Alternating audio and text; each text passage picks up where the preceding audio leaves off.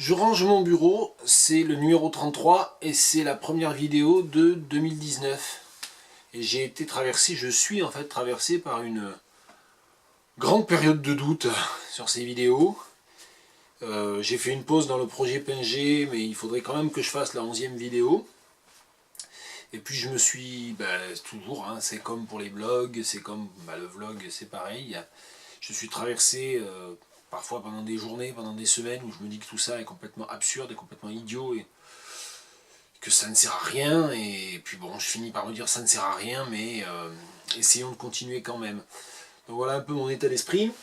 Avec un bureau assez chargé. Alors il y a surtout des livres, enfin il n'y a pas surtout des livres, enfin si, en fait il y a surtout des livres que j'ai prêtés, qu'on m'a rendus.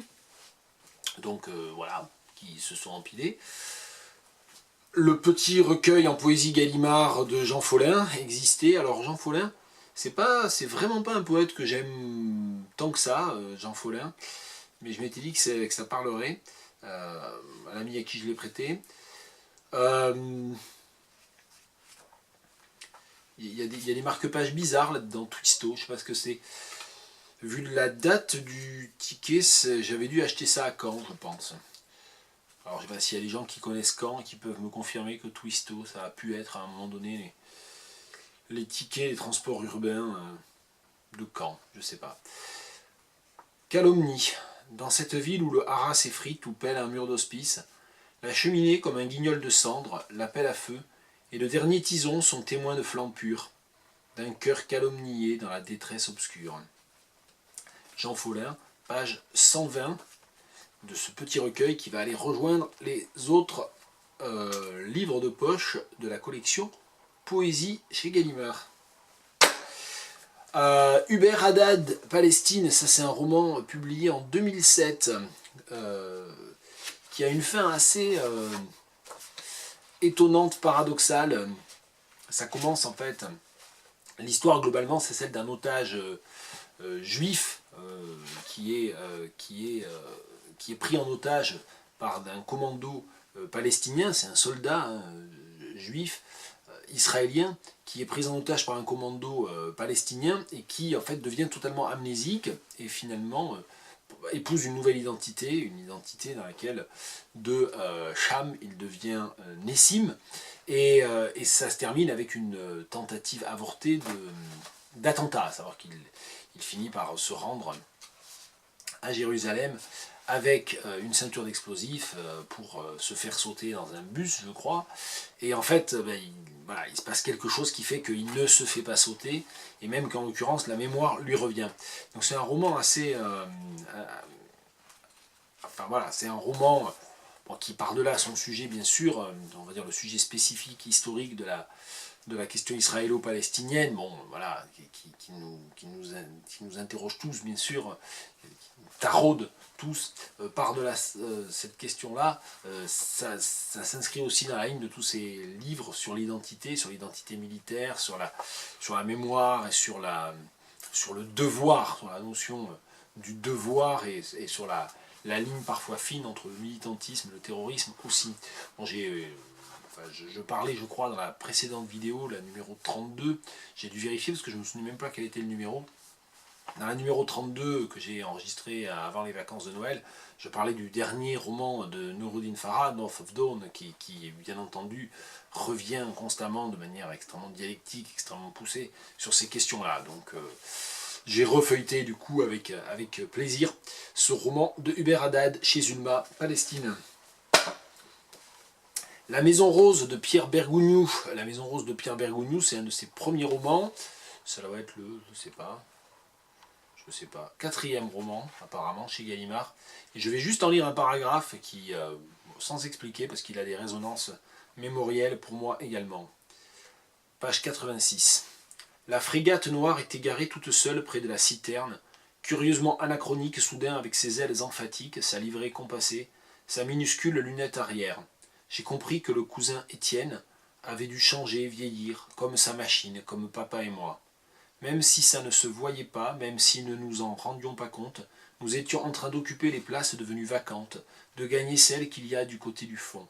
Il appartient à la chair de toujours se répartir entre les deux seules fois qui vaillent, et il importait peu dès lors qu'il s'agisse de celui que j'avais appelé papa, du jour où j'avais été capable d'appeler quelqu'un, ou de cet autre que j'appelais moi depuis presque aussi longtemps, ou du cousin Étienne, ou de qui que ce fût. Rien qu'un nombre fini d'hypostases fragiles, vouées à figurer, dans l'aube bariolée de Mars, les éternels démêlés de la chair avec la durée. Et ce simple paragraphe permet de replacer Bergogneau dans une lignée qu'il assume pleinement, qu'il revendique même, qu'il appelle, qui est la lignée, bon, évidemment, du travail de mémoire lié à une sorte de grande inscription ethnique et familiale dans la lignée de Faulkner, en fait, et des grands romans de Faulkner. Voilà, La Maison Rose de Pierre Bergogneau, et c'est un livre de 1987 que je vais ranger. Ah non, il y a un livre que j'ai pas prêté dedans, il y a un livre dont je dois vraiment parler. Un livre que j'ai prêté à ma mère et qui me l'a rendu, Song of Synth de Seb Dubinsky, et je ne vais pas revérifier de quand il date, celui-là. Je sais que j'en avais traduit un extrait dans les traductions sans filet, et que j'ai déjà parlé de The Song of Synth de Seb Dubinsky. J'ai déjà parlé d'autres livres de Seb Dubinsky aussi, y compris dans ces séries Je range mon bureau.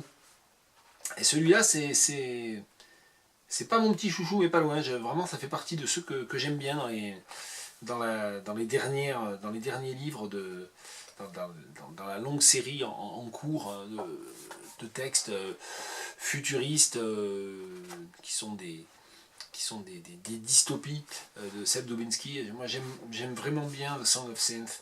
Voilà, donc c'est toujours un conseil de lecture. Si vous voulez lire un livre de Seb Dubinsky en anglais, eh bien tiens, pourquoi pas celui-là, The Song of Synth. Oui, je dis en anglais parce qu'il a commencé toute une partie de sa carrière sous le nom de Sébastien Dubinsky, on va dire son vrai nom à l'état civil, et en français. Et il s'est aussi auto-traduit. Mais là, ce sont des textes qu'il écrit directement en anglais depuis maintenant plusieurs années. Song of Synth. Et dernier livre, cinquième et dernier livre qui appartient à la catégorie des livres que j'ai que j'ai reparcouru, que j'ai repris un peu parce que je les ai prêtés, qu'on me les a rendus. Around India in 80 Trains, et là je dois remercier tardivement, je pense d'ailleurs, David Meulemans, l'éditeur de la maison aux Forges de Vulcain, le directeur de la maison d'édition aux Forges de Vulcain, parce que c'est lui qui me l'a fait découvrir. Quand il y a quelques années, il en a publié la traduction, Le Tour de l'Inde en 80 je crois. Je dois avouer que j'ai un trou et j'ai pas vérifié, j'ai pas fait mon travail sur le traducteur ou la traductrice. Mais voilà, c'était un livre qui est paru il y a déjà 7 ans, voilà, il faut que je me rappelle qu'on est en 2019, publié en 2012, Monisha Rajesh et Monisha Rajesh, donc c'est le premier livre de Monisha Rajesh, et c'est une sorte de travel book, de travel writing, mais d'un style très particulier, à savoir qu'elle a effectivement passé plusieurs mois à sillonner l'Inde en empruntant un maximum de trains. Et d'ailleurs, le livre commence assez classiquement par une table of contents. Je ne vais pas lire d'extrait, en fait, je l'ai reparcouru, puis j'ai pas trouvé un extrait vraiment que je voulais lire. Alors, je peux vite fait le présenter. Ça commence par la table of contents, donc les différents paragraphes. Et puis ça, avant même le début du texte, il y a une carte qui marque vraiment les itinéraires avec les numéros de train. Donc les gens qui adorent à la fois les récits de voyage, mais aussi ce côté utilisation de modes de transport, en particulier de modes de transport collectif, s'y retrouveront. Et il y a ensuite les The 80 Trains, et donc sur 2 pages très serrées, elle précise vraiment train numéro 1, train numéro 2, etc. Et ensuite, le livre suit, ou plus exactement, la numérotation correspond vraiment à l'ordre chronologique des trains qu'elle a empruntés, et ensuite, le livre est lui-même dans l'ordre chronologique. Donc ça emprunte ce que la prose anglophone de voyage, le récit de voyage anglophone a de meilleur. Ça m'a fait penser dans certaines pages bien sûr à V.S. Naipaul, mais aussi en fait c'est beaucoup moins connu que V.S. Naipaul, au frère cadet de V.S. Naipaul, Shiva Naipaul, qui a écrit un livre magnifique qui s'appelle North of South, qui moi est un des livres les plus beaux que je connaisse sur la période de l'apartheid et sur la perception de l'apartheid dans l'Afrique de l'Est et dans l'Afrique subsaharienne, à l'époque de l'apartheid. Je ne sais plus de quand ça date, North of South, mais Shiva Naipaul est mort en 1987. Donc, de toute façon, c'était pendant, malheureusement, j'allais dire l'âge d'or de l'apartheid, ce qui serait un oxymore, ou en tout cas un paradoxe ou une formulation un peu provocatrice. Bien, voilà, donc c'est vraiment très bien écrit, c'est très intéressant. Et donc, bien, je vous incite à lire ce livre de Monisha Rajesh, Around India in 80 Trains, en anglais si vous lisez l'anglais. Mais sinon, c'est vraiment une très bonne idée de cadeau, même pour des gens qui lisent pas trop, mais qui aiment, pour des gens qui s'intéressent à l'Inde, bien entendu, c'est un livre tout à fait précieux. Et donc voilà, il est publié en français aux Forges de Vulcain. J'ai fait le tour des livres que j'avais prêtés. Je peux parler maintenant des livres que j'ai lus. Alors celui-là, je l'ai lu en juin dernier, donc il était encore sur la pile, en fait il était sur, je ne rentre pas dans le détail, sur une des piles de livres que je n'ai pas encore rangé. J'avais l'intention en fait de le reprendre, de travailler dessus, d'écrire 2-3 trucs dessus. Puis bon, en fait l'été a passé, un certain nombre de choses ont passé et le soufflet est retombé comme souvent. The Confidence Man, c'est le dernier roman de Herman Melville, qui après s'est contenté, entre guillemets, d'écrire de la poésie, me semble-t-il, je n'ai pas revérifié. Melville, il me semble, c'est un peu comme Thomas Hardy, hein, il arrête d'écrire de la prose, et puis en fait on a toute une fin de carrière consacrée à la poésie, et souvent d'ailleurs des poèmes que peu de gens lisent ou que peu de gens connaissent. The Confidence Man est déjà une espèce de poème politique, de poème allégorique, satire à la fois. C'est une sorte de livre dans lequel il ne se passe rien, dans lequel il y a un fourre-tout absolu d'opinions, de situations. The Confidence Man is Masquerade, qui le place en plus, ce double titre, qui place le livre en plus ou moins dans le genre théâtral auquel il n'appartient pas. C'est sur la question des supercheries, bien entendu. Confidence Man, c'est bien sûr un escroc. Je crois d'ailleurs que ça a été traduit par Philippe Javorski dans la deuxième traduction, celle du Pléiade, comme l'escroc à la confiance. Donc c'est un livre que moi je ne connaissais pas, je ne suis pas américaniste, je ne suis pas melvillien. J'adore Moby Dick, qui est un livre magnifique. J'adore Billy Budd. Bon, j'allais dire j'adore Bartleby, ce qui va presque de soi, mais enfin peut-être que ça ne va pas de soi. Mais je ne connaissais pas du tout de Confidence Man, donc comme il a été mis au programme d'agrégation, c'était l'occasion un peu d'y jeter un œil. Et j'ai été à la fois estomaqué par ce livre quand je l'ai lu, et vraiment séduit par toute la structuration, par le texte lui-même, mais même par la situation, par l'utilisation des personnages, par l'emboîtement des duperies, j'allais dire, c'est-à-dire que vraiment c'est un livre sur la manière dont on construit des machinations, et dont le livre lui-même participe de cette machination. Donc c'est un livre qui est extraordinairement postmoderne, en fait, c'est un peu comme si Melville avait fait ce livre, s'était rendu compte qu'il avait anéanti le pacte littéraire, qu'il ne savait plus où aller, parce que finalement, comme c'est 100 ans avant le nouveau roman, c'est plus d'un demi-siècle avant Finnegan's Wake, et c'est un siècle avant le nouveau roman, donc il ne sait pas quoi faire de ça. Enfin moi c'est une conviction personnelle quant à ça. Donc c'est une sorte comme ça de bombe dans le paysage littéraire du 19e siècle, une sorte d'anéantissement préalable de toutes les conditions de la fiction. C'est un texte qui en cela est dérangeant, intriguant, passionnant, et qui visiblement est assez peu goûté par les agrégatifs et les agrégatives. C'est pas très étonnant, parce que alors, pour le coup à étudier, ça doit être quand même passablement difficile. Voilà, donc donc là je vais pouvoir le ranger, mais ça fait un petit moment déjà, enfin ça fait un petit moment, ça fait 6-7 mois, je sais plus, je disais juin, peut-être même que c'est avant, je sais pas, mai peut-être, je lisais ça en mai. Voilà, The Confidence Man is Masquerade de Herman Melville, dans l'édition Norton. Je ne dois pas dépasser 20 minutes non plus, parce que j'ai toujours ce problème avec la caméra. De quoi je parle ensuite? Tiens, je vais parler de ça, après tout, parce que je suis en plein dedans. Enfin, celui-là, je l'ai terminé. mais je suis en plein dans Danielewski. Puis si je sais que je n'ai que 5 minutes pour en parler, eh bien, je ne vais pas déborder. Alors voilà, je vais essayer, c'est vraiment une gageure, mais je vais essayer. Voilà, j'ai eu pour Noël, merci à ma grand-mère maternelle de Saint-Pierre-du-Mont, qui m'a offert les 5 tomes, je ne les ai pas sous la main, les 5 tomes de The Familiar de Mark Z. Danielewski. Alors Mark Z. Danielewski, je ne le présente pas, vous irez googler, vous regarderez ça, mais j'ai lu, il y a déjà pas loin de 10 ans, The House of Leaves, qui est son premier livre, et un livre qu'il a vraiment placé dans le paysage littéraire américain contemporain. Et j'avais essayé de lire Only Revolutions, que je n'ai jamais réussi à lire. Et donc là, Mark Z. Danielewski, depuis 2014 ou 2015, je ne sais pas bien, a commencé une sorte de saga complètement dingue, annoncée en 27 tomes, qui s'appelle The Familiar, et à chaque fois c'est The Familiar 1, 2, 3, 4, 5. Alors le problème, c'est que le tome 5 a été publié, je crois, en 2018, mais que dans la foulée, l'éditeur a annoncé qu'il arrêterait de publier ce livre-là, cette série de livres-là, parce que je pense qu'en fait, le ratio rentabilité-lectorat n'est pas atteint, même avec un très grand écrivain comme Mark Z. Danielewski, et même avec un marché qui est quand même le marché de la littérature anglophone dans le monde. Eh bien, ça n'est pas étonnant du tout, parce que si vous regardez le livre, il y a de la couleur partout. Alors il y a des couleurs qui signalent en fait les différents types de chapitres. Donc par exemple, tous les chapitres liés à l'intrigue principale sont en rose, et le mot familiar, à chaque fois qu'il apparaît d'ailleurs, est lui-même écrit en rose, comme dans The House of Leaves, le mot house était en bleu. Et ensuite, vous allez vite comprendre pourquoi c'est des livres hallucinants. Enfin, c'est vendu 20 € seulement. Hein. Et voilà, c'est des livres qui... Alors, les livres de la série de Familiar font tous 880 pages. Et il y a à chaque fois voilà, plein de choses comme ça. Il y a de la couleur, il y a des jeux sur les polices.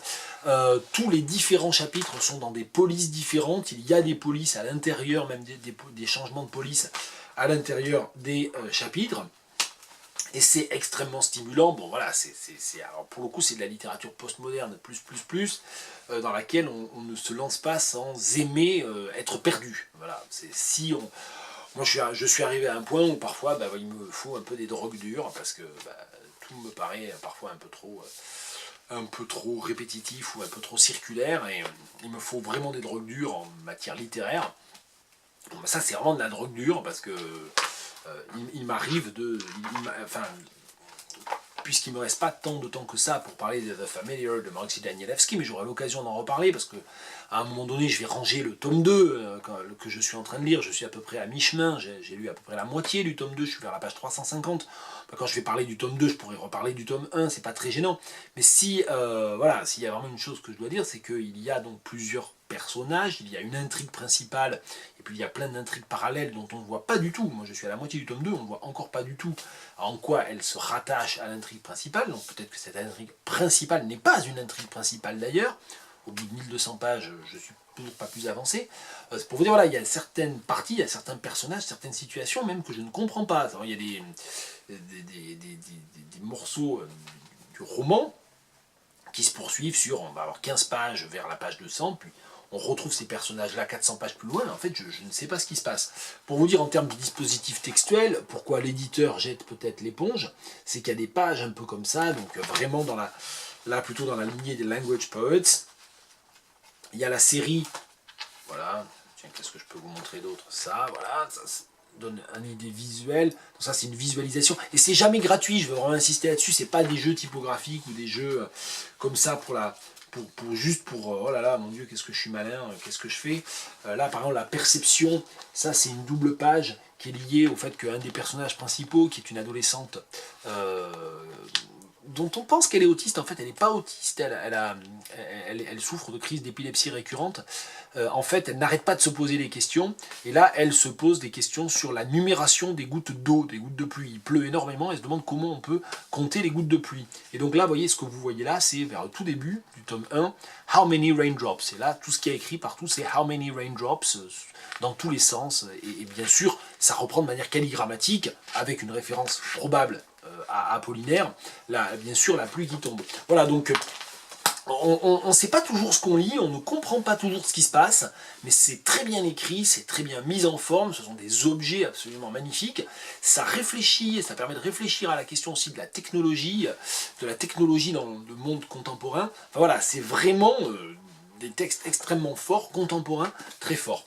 Donc voilà, je reparlerai à l'occasion de ce tome 1 de The Familiar, parce que je n'ai fait qu'ébaucher. Mais voilà, donc c'était Je range mon bureau numéro 33 et il me reste encore d'autres livres dont je parlerai, mais ça sera pour le 34. Bonne journée.